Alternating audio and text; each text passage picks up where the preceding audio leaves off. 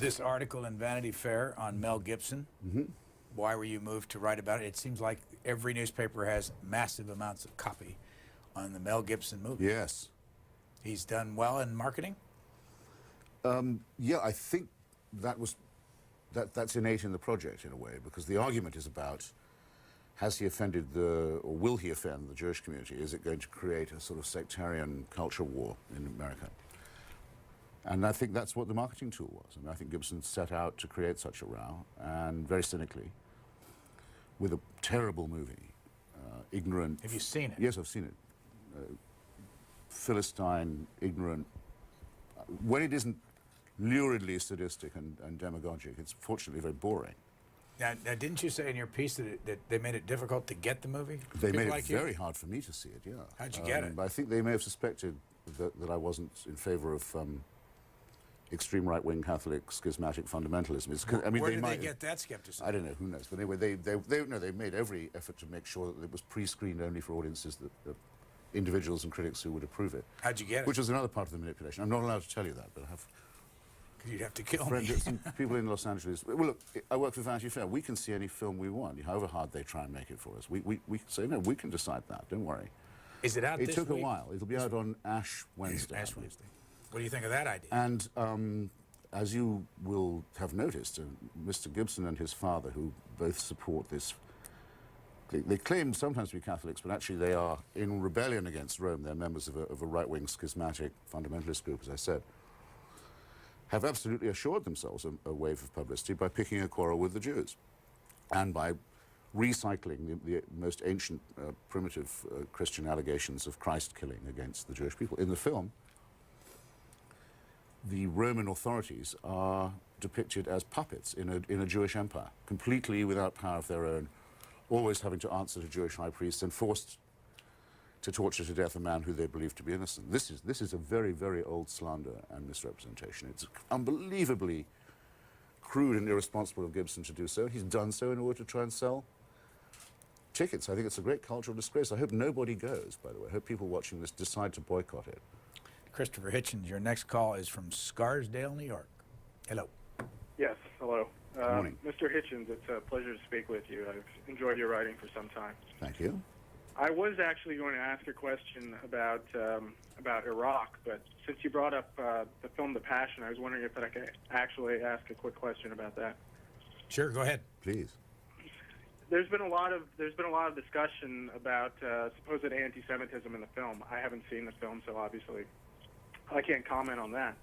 But one thing that I have noticed that kind of disturbs me is the fact that he apparently was going for accuracy, historical accuracy, but yet every actor I've seen in the film is of European descent.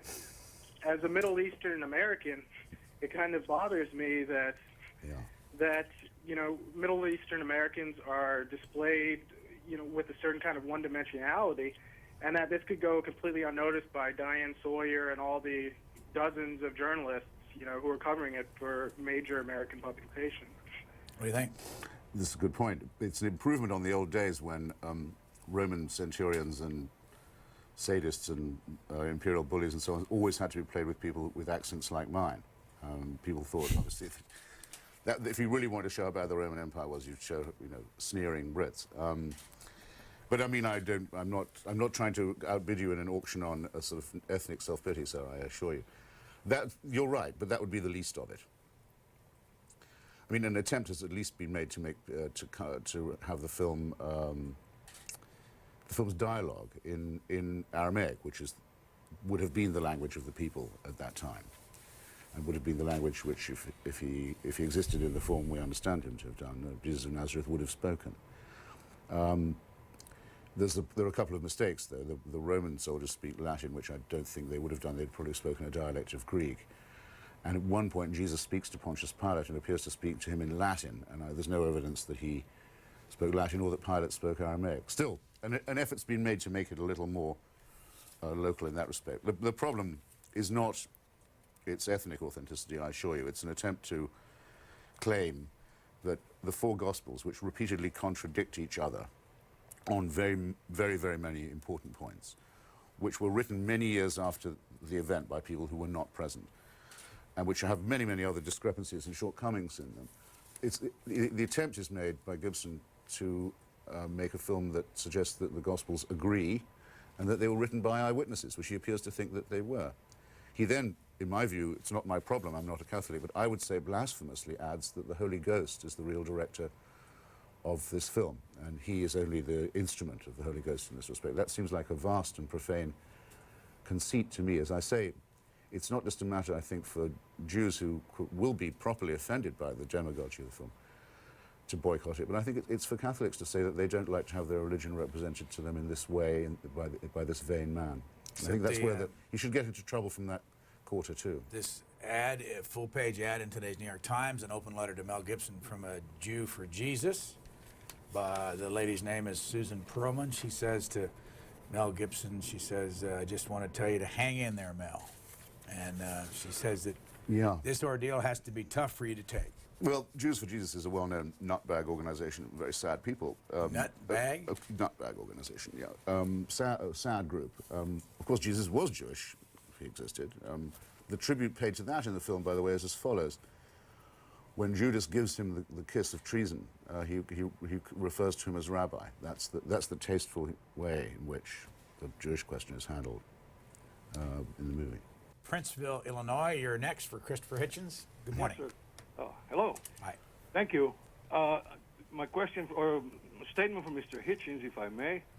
Mr. Hitchens, I was, just thinking that you might be just another right-wing nut. But after I heard your criticisms of Mel Gibson's movie on the Jesus, I think you may not be totally hopeless. I appreciate those comments because makes my day. Thank you.